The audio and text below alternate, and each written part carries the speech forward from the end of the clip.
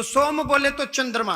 सोमवती अमावस्या को यदि आप तर्पण करते हैं, पितृ तर्पण, हरिद्वार से गंगा दशहरा पर हम गए, गंगा जल लेकर के आए, उसी गंगा जल से पितरों के निमित्त पितृ तर्पण जल हर किसी को चाहिए।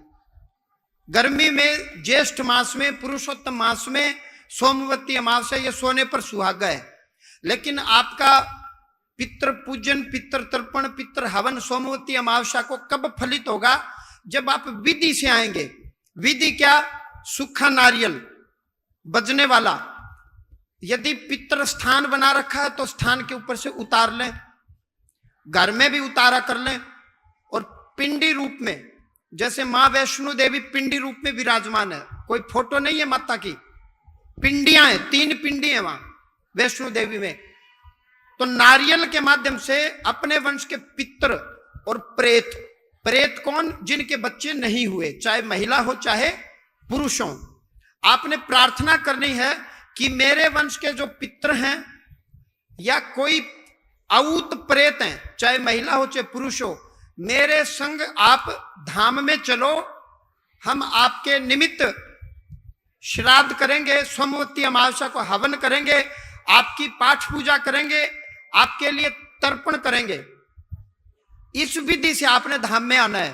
फिर यहीं इसी स्थान पर बैठ करके गया वाले पंडे आएंगे, पितृ तर्पण करवाएंगे, पितृ पूजन, और बाद में पितृ हवन होगा इसी स्थान पर।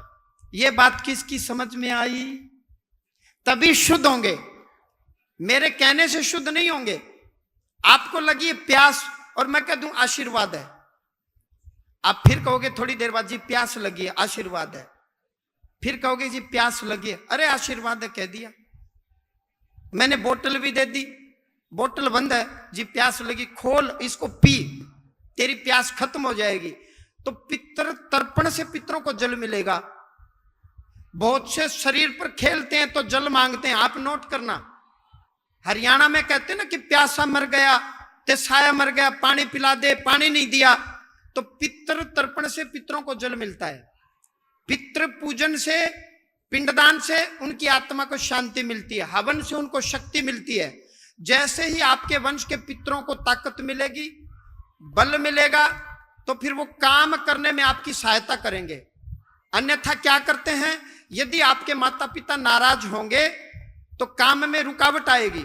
ऐसे ही यदि आपके पितर नाराज होंगे तो काम धंधे में रुकावट आएगी, मांगलिक काम होने नहीं देंगे, काम रोक देंगे।